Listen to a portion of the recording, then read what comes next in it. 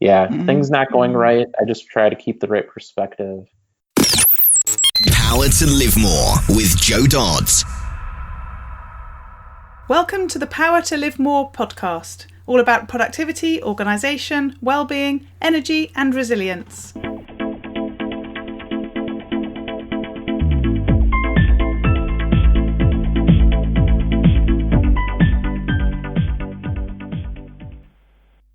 I'm Jo Dodds, and I started this show to enable interesting people to share their stories about how they use their power to live more, and by that I mean to do the stuff that they want to do more than the stuff that they need to or should do.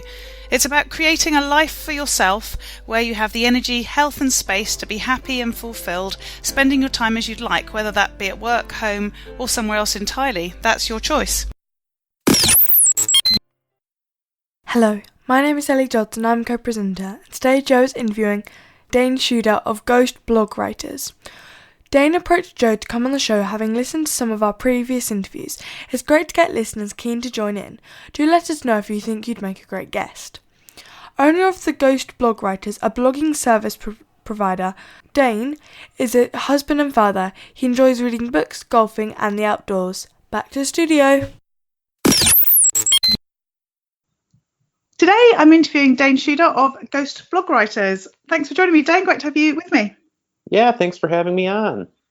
So does that mean you're a ghost? I do get, it's funny, we get not a ton anymore, but a lot of like weird search terms from Google, like ghost related, and I didn't really think of it at the time, but it makes perfect sense. So I don't have any interest in ghost hunting or ghost busting or anything like that, but it does, I definitely understand it.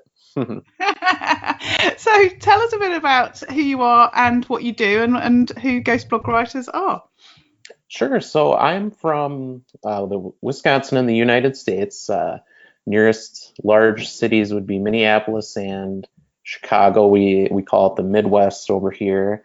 And so kind of born and raised here.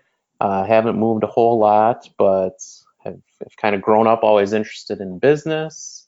Never really could come across an idea that was any good, was always kind of experimenting. And about 10 years ago now, I got into blogging just as kind of a little hobby. And through a friend of a friend, a small business owner asked if I wanted to write a weekly blog post for his website. So I started doing that. And then I was starting to use Twitter at the time, and I saw another business owner mention that they wanted to start a blog. So I just reached out. And at that point, I started kind of thinking about maybe the possibility of a blogging agency. And over the last 8-9 years or so, it's kind of quickly morphed from freelance situation to now we're kind of a small blogging agency with writers in the US, UK, Australia, and clients from all over the world. Wow, that sounds great. And so the concept is that you're writing bespoke content for people, and then they sort of say it's from them. Is that how it works? Yep. Yeah. Yep. So we usually publish it under most often we publish under it kind of the brand name. So it looks like it's coming from the brand, but yeah, it's usually businesses that are big enough where they want to have a blog, but they don't necessarily have someone on staff to do the writing, or maybe they've tried, and it's usually a little more work than a lot of people anticipate, and so they reach out to us, and we kind of handle everything from the titles, which would be kind of like the blog strategy, and then we assign a writer who is kind of the regular writer for each client, and yeah, we just kind of go through a process of pitching titles and writing the posts and scheduling them and make sure they look good and things like that. Lovely. Yeah, that sounds great. I started doing my blog as much as anything else as a replacement for writing my own blog, because I'd blogged for a long time and then just got really bored with it. So when audio started becoming popular, given I'm a bit of a talker, I ended up setting up the podcasts, and I do still Yep. sometimes blog, but it's mostly the audio, which of course is rubbish for search engines in terms of the actual speaking. But luckily we I do good know show it. notes. I'm waiting for, and I agree. It's people are usually one of video, audio, or text, kind of their preference for creating and consuming. But Yeah. yeah, I'm waiting for Google or whoever to be able to search podcasts, like the words that are being said, not just the Yeah. descriptions and things like that. It's got to be possible at some point. Yeah, it must be imminent because they have talked about it for a long time, and they can do speech recognition. I mean, while we were just chatting before we came on, my Alexa went off, didn't it? And even though I hadn't said the word, Yep. so there's Yep. obviously technology that will do that. It's not. I was looking at SEO and teaching small businesses it sort of 10 years ago, and we were talking about it then. So it's clearly not been a massive thing. I guess it'll go via video probably first, bearing in mind that's the sort of the big thing. But as you say, people tend to be one of the three, and I hate video as well. Yep. So I'll be sticking with the audio and a bit of writing. But I do love reading, so interesting that you don't always consume or you don't always sort of market as you consume either, which is interesting. Yep, that's true too.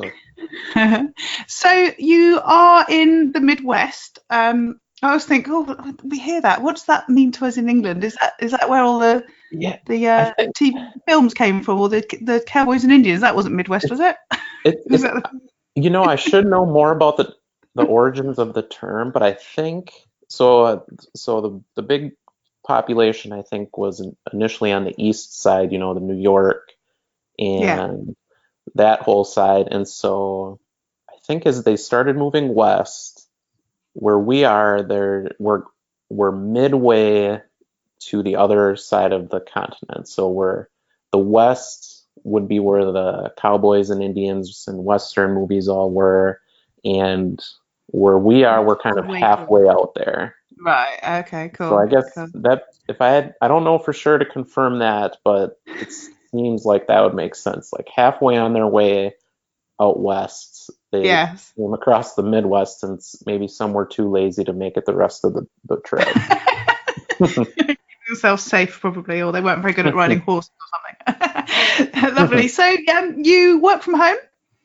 I do work from home. Yep, I've been working from home full time since 2012. So yep.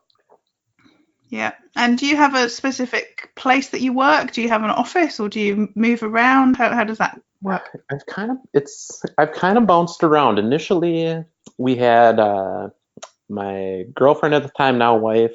When I first started working from home, I had a space in the finished basement with a kind of a desk area. So it was kind of a sectioned off area.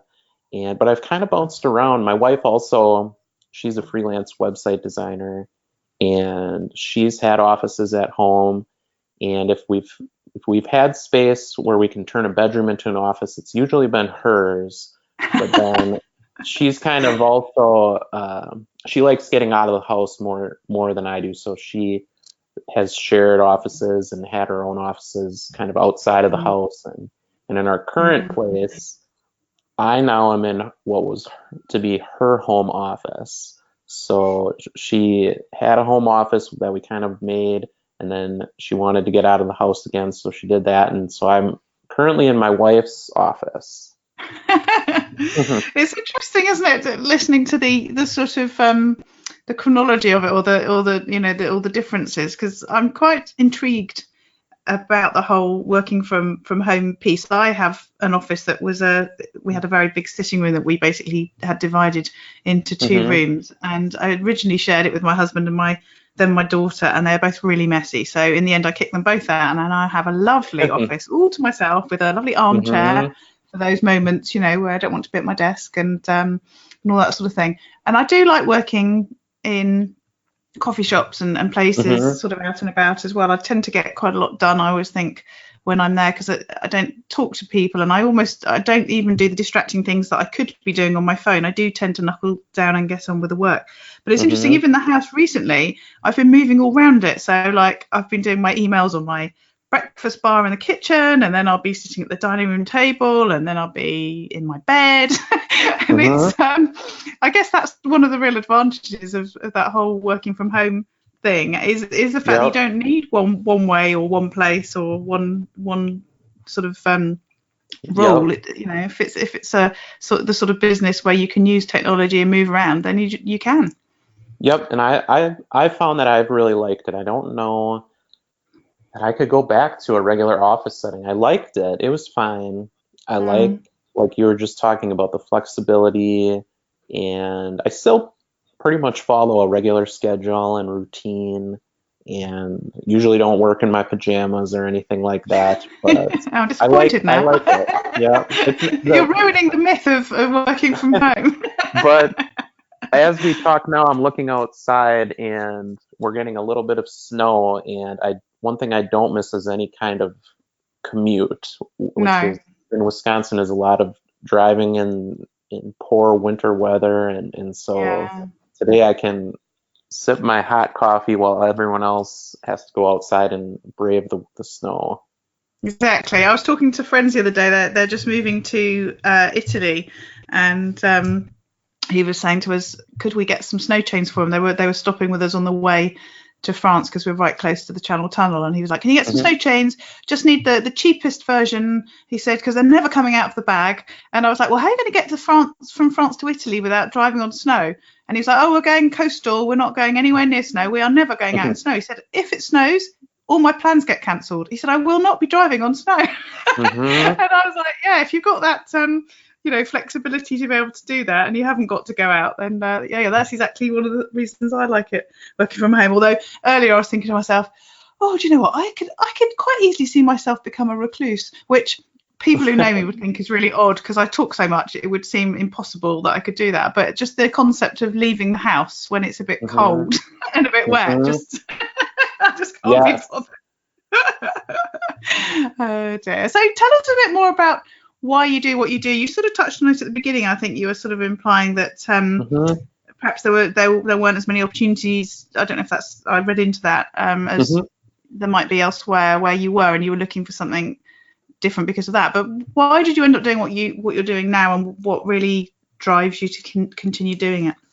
Yeah, I think so. The business aspect of it, managing a business, kind of operating a business, I have understood that about myself for about as long as I can remember, from when I was younger, seeing business people and being attracted to that type of occupation, that type of world. So that interest was always there. As far as the blogging and the writing side, that I think might have also been there, but I never pursued it when I was young. In regular school, when you're a kid, I was a okay student. I never was really into English class or writing class, and when I went to the university, I took one elective that was a creative writing class and liked it, but after the course was over, I just kind of brushed it off and didn't really look into it anymore. But then when the blogging thing seemed to start getting popular, one of its upticks kind of in the late 2000s, I got into it, and then that's kind of when I realized I like writing, kind of trying to put my thoughts together. I would just kind of write about what I was doing at my job, what I was reading about, and things like that. And so I liked doing it every day. And so I think the interest was always there. I just kind of had to find the right medium for it, and blogging was that. And then the business side, I had kind of almost been mentally preparing for my whole life to, once I found the right combination, to kind of put it together and organize it. So I guess I look back and I think it was just being open to the opportunity of blogging and giving it a try. And it just has kind of worked out ever since then. You're sort of a personification of what we're saying about our young people at the moment, about the fact that when they leave school, so we have, I have a 12-year-old daughter. You will have come across her on the podcast. When she leaves school, half of the jobs that they will be doing, we don't even exist yet. Never mind, doesn't know what they are. And you're running a business that didn't exist sort of 15 years ago, Yep. you know, in terms of a job, you know, that you wouldn't have gone to school and been told that that's what you could do. Right, in the right. future. It's funny, isn't it? No, I think if I would have been, you know, I do have some peers that didn't have necessarily the business interest that I did, but definitely had the writing interest, and they pursued journalism, which Yeah. is now a struggle for a lot of them. Some of them have been able to switch over to kind of like a freelance type writing situation or blogging, but the traditional journalism route would have been probably wrong for me if I would have pursued the writing, because that has been changing so much. But the blogging has been, like you said, it wasn't a job that existed 10, 15 years ago. Mm-hmm. So talk about how you sort of prioritize your day and manage what you do. You've already said that you maintain some structure, which I have to say I don't. So, and obviously you're working with people all around the world, and that would, you know, give its own challenges around timescales. And you have people who are working with you that presumably you need to manage in some way or coordinate at least. So what does the day look like?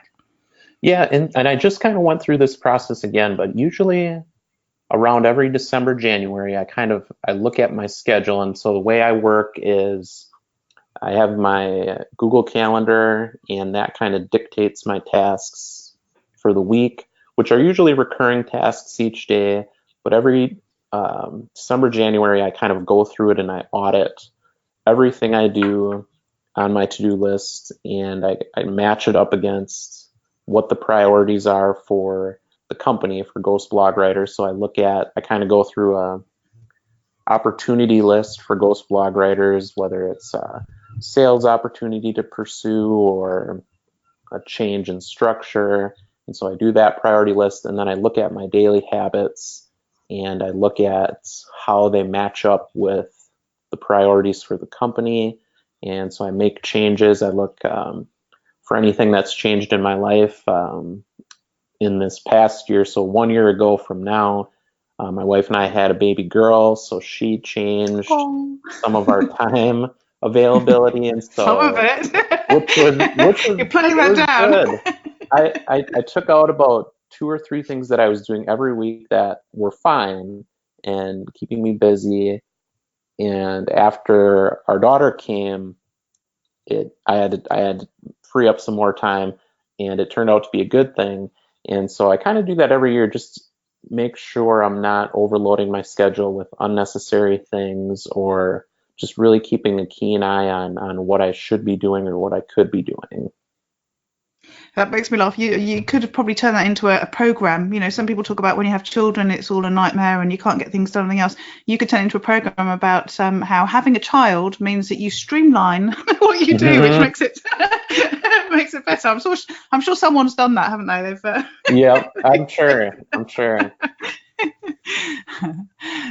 So you have limited time, and I guess with you both working for your sales, that has its flexibility opportunity, and also the opposite, where if you've both got a deadline at the same time, that must make it harder as well. It does, yeah, and we've gone through a few changes as far as when one of us is with our daughter, or we have some family that comes and watches her, but it's definitely gone through fluctuations. So the flexibility of our working situation, we've been very fortunate. I think if we would have been at our past 9-to-5 jobs, we probably would have done the usual daycare type situation. But it's been nice to be able to spend time with our daughter and things like that. So it's gone through a few changes, and I'm sure it will continue to do that. So the flexibility has been very nice. Yeah. So tell us a bit more about how the day then pans out. What sort of activities that you're getting involved in, and how you're managing them. Sure. So I've also kind of delegated some. So we have an account manager. Her name's Lindy. She's in Australia, and I've given her more tasks over the last year. And then as she's become busier, we've we've actually taken a couple of the writers that have been writing for us and asking if they wanted to take on some tasks, just kind of breaking down the whole operation of the company and finding the repeatable tasks and delegating. So I still do, every week I still write what turns out, kind of works out to about 5 to 7 posts every week. So that takes up some of my time, and I kind of have it scheduled. And then I also have set aside time to experiment with different things, whether it's kind of reading about things. And one of my priorities for this year was podcasting. And so And here you are. Yep. And it involves kind of discovering new podcasts, maybe being guests, and then also experimenting with a podcast for ghost blog writers. So I do have time to do that, and it doesn't lead currently to any money or anything like that, but it's an experiment to kind of see where it might lead. And I also have set aside time to just kind of think about the business. And so I kind of have a 1 day a week that's free, no tasks, and it's still my time to think about the business and whether I need to make changes or if there's new opportunities. And then it's not a crazy amount, but I still do deal with issues that come up with the company. If Lindy has a question, or if a client is upset about something, or if I need to answer questions, and so email doesn't run my life, but it's definitely a high priority as far as checking it in the morning and making sure there are no huge issues. So email is part of the everyday process, and then some days are also writing, and some days are also kind of looking at the finances and also some time just for some high level thinking. And tell us a bit about how you transitioned from it just being you to being a team, because I think from what you've just said, that once you've got people in place and you can start sort of pushing a bit more to them and asking if people want to get a bit more involved and all that sort of thing, I think that's apart from the logistics of making sure your procedures and processes are put together so that they can do that easily. That's the sort of easy bit. I think the hardest bit at the beginning is that bit about, I've just taken on a new VA to help with the podcast, and that decision to do it, and then how you work out your processes so that they get to do the bits that they're good at, and how you delegate and all that sort of stuff. I think that just gets in the way for so many people, even ever having somebody to help them. Do you remember how that happened for you? Yeah, so it started right away, I guess first with the writers. So when I first started, I had a full-time job and I was just a freelance writer on the side. So I would write in the evenings and on the weekends, and I liked doing that. And then I just started thinking, at some point, if I want to do more than this, I have to bring on a writer. And so I had to find a writer. I think just through a job board, I found one, and kind of just had to figure out what that involved, and thinking about the process a little bit, but I basically just took I didn't dictate how they should write a post, just some formatting things and things like that, how to upload it to the blog. And so that was kind of the first step. The bigger one was with Lindy, which was about 4 years ago now, and that got to be just where even full-time, I was working a lot of hours myself. I was starting to notice that I would make mistakes or forget things, and realized I needed to bring on someone to take at least some of the processes off my hands. And that was a big step, just trusting someone else to handle it. But for me, it had always reached a point where I needed to have someone come on board to help. Otherwise, the whole thing might collapse, or the quality was going to start going down. So it just kind of reached the point of where it was kind of a crossroads that I happened to recognize needed to happen. And I guess that's then about finding the right person, isn't it? In that, yep. I guess the success stories are where it goes well. Yeah, the ones where it's bumpy. And my only trick for that has been, so Lindy, I found so I was working with a client that was in Australia, a very nice client, nice person, and he had a VA, and I asked him if he just had any recommendations for any other VAs. And so he asked his VA, and she recommended Lindy.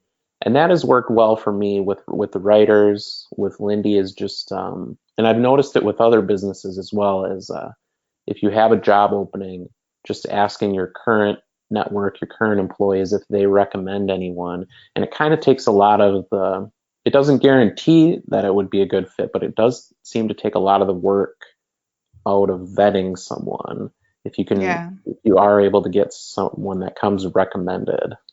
Yeah, absolutely. Yeah, my first VA, who's worked with me for years now, actually worked for me via an agency, and then somehow I stopped working with the agency, and so did she, and we reconnected. It sounded like we did that dodgily on purpose, but that isn't how it happened. And so obviously I knew, what she was like. And then my recent one was exactly what you said, a recommendation from a client and friend who has her working with him as well. And it has made it so much easier to sort of kick things off and just feel more confident right from the beginning, really. Mm-hmm. So what about apps and tools and software, things that you're using, particularly given you're geographically dispersed from your team? What sort of things are you using?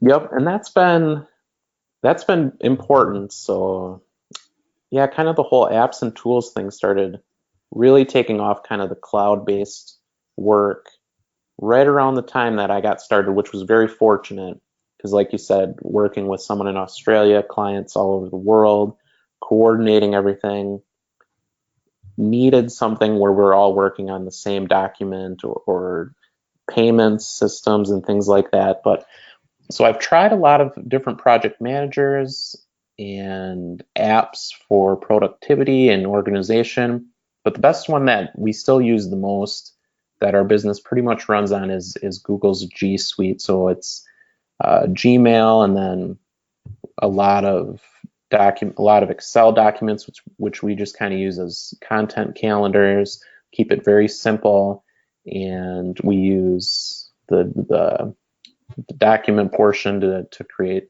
a lot of posts and also to create some procedures.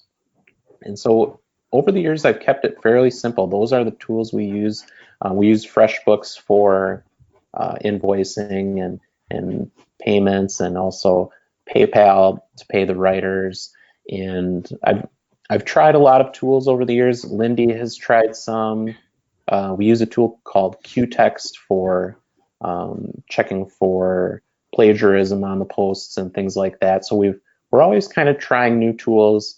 But one thing I've always tried to be aware of is not to use too many. I see some people I know that get kind of bogged down in using a lot of different tools when they could probably remove some of it to simplify things. Yeah, that's a good point. Yeah. So what about learning and improving yourself? You, I guess in your writing, you're probably reading and learning things that you hadn't intended. Depending on what you're supposed to be writing about. Yep. But how does that happen for you?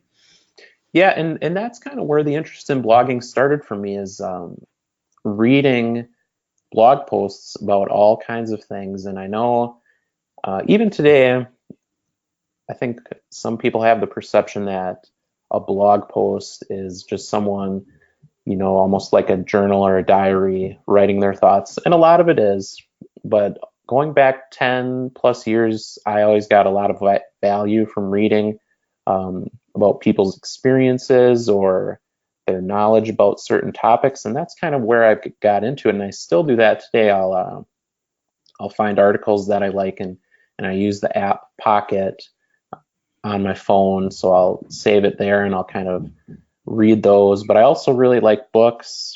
So I'm usually reading some kind of business biography. I just finished one about Cornelius Vanderbilt. So I'm usually reading some kind of biography, and not a business book that kind of tells you 5 things to do, but just kind of reading about the life story of successful people and trying to pull different lessons from it. So I read books, I read blogs, and watch a few videos on YouTube. And then I definitely do like podcasts. I listen to diet and exercise podcasts. I listen to business podcasts, and then a few hobby type podcasts. So golf would be one that I kind of like listening to interviews. So it's pretty varied. I'm not big into watching TV, but I definitely get media consumption from other sources like podcasts and things like that.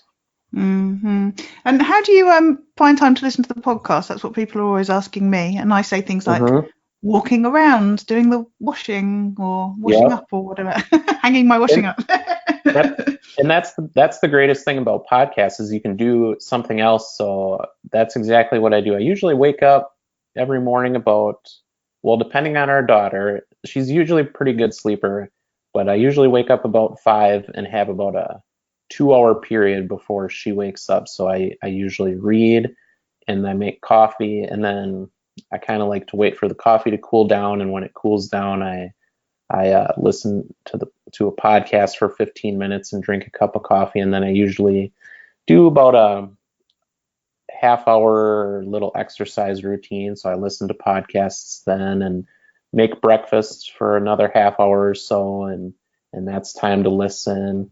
And then usually in the evenings, my daughter's kind of gotten to the point where I'll watch her in the evening before my wife gets home for about an hour. And so I'll let my daughter run around and play, and I'll maybe listen to a podcast then or something like that. So it's definitely finding time to kind of combine activities and being able to listen to a podcast. You're certainly not going to retain 100% of the content if you're not listening intently, but I think you get plenty even if you retain less than 50% of it by doing 2 things at once. Yeah, absolutely. And just think how well resourced your daughter will be listening to all of those. I know. Hopefully she's getting some through osmosis or something like that. So what about if things don't go right? What about if you have a bad day? How do you deal with that? And that's the reality of freelance work, entrepreneurship, even a manager.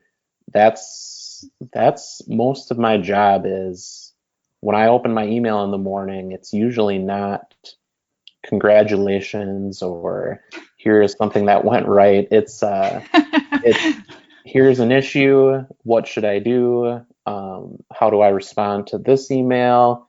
A writer is late with the post. So it for the manager, that's what I do. And so I've gotten used to it over time, and I kind of like solving those problems. So that's part of the job that I like doing.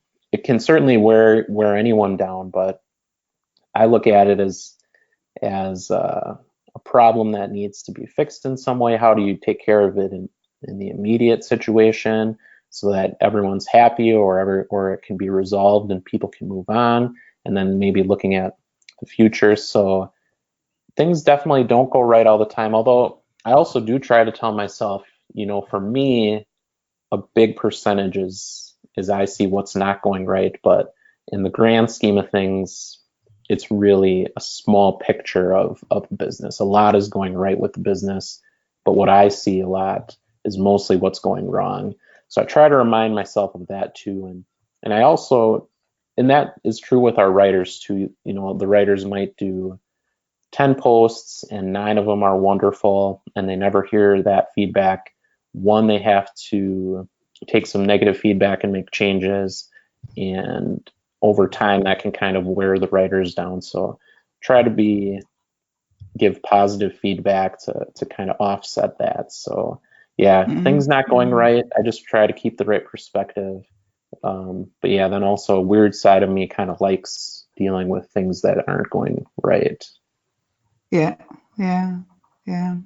And what about that day when it has gone right? So that day when you've had the opportunity to live more, and that's what I describe as getting to do more of the things that you want to do rather than the things you have to do or you should do. What does that day look like?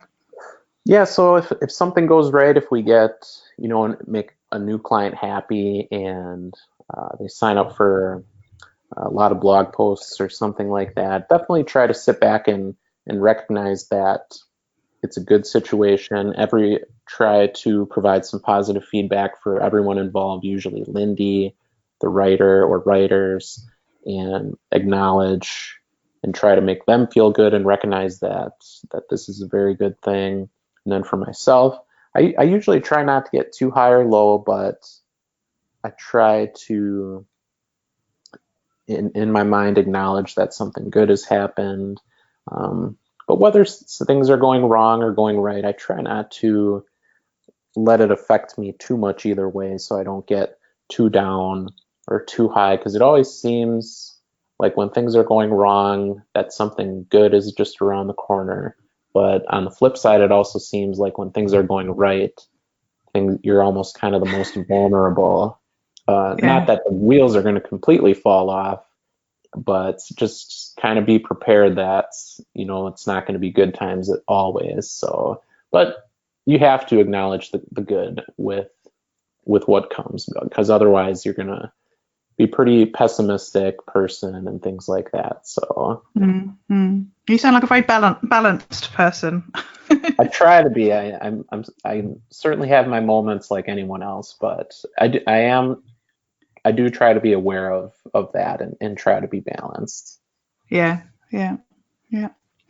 Well, thank you, Dayne. It's been really interesting talking to you, and always interesting to have particular conversations around home working, and also with people who are in another country. And maybe we should go and check out our American history later.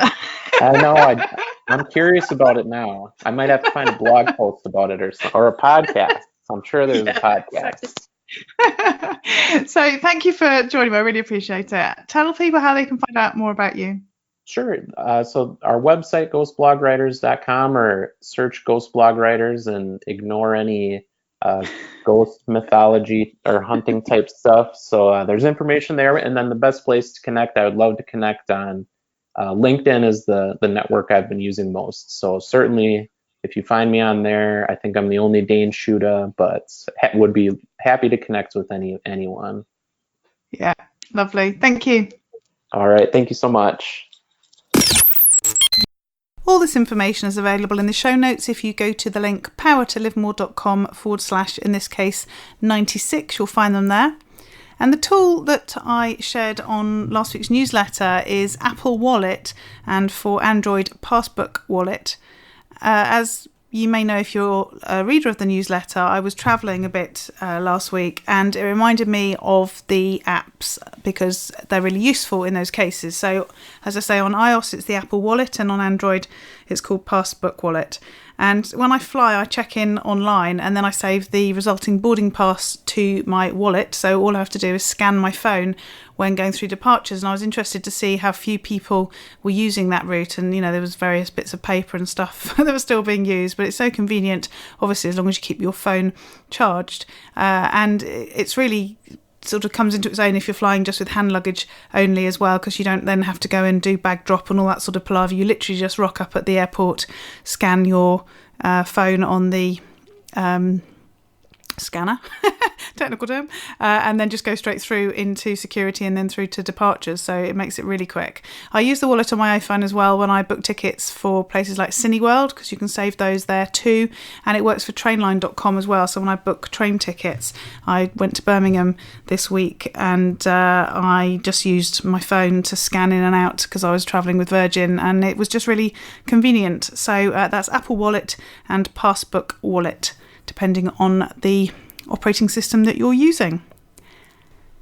You may also remember that I have a survey that I'm running aimed at home-based consultants and coaches around the things that you like about working from home and that you find frustrating. I had a bit of a problem with it a couple of weeks ago. The company I was using for the actual survey software, in their wisdom, decided to change their server over, and it went a bit wrong, and it took them a good couple of weeks, I think, to get it sorted. So if you haven't done the survey, or if you have and you'd like to share it with people that qualify, so home-based consultants and coaches, then I'd really appreciate you going to powertolivemore.com powertolivemore.com/survey and completing that for me there. It doesn't take very long. It's about 3 minutes, designed to be quick because I can't stand those surveys. You know, the ones where you start doing them and then you look up and it says you're only 10% through and you've been on there sort of 5 minutes. Or the other day I got an email and it said, could I do a survey? And it was going to take 35 minutes. So I was like, really? Not even going to click on that. So yeah, this one really is 3 minutes. So it's powertolivemore.com/survey. And the show notes again are at powertolivemore.com/96. And we look forward to speaking to you next week. Use your power to live more.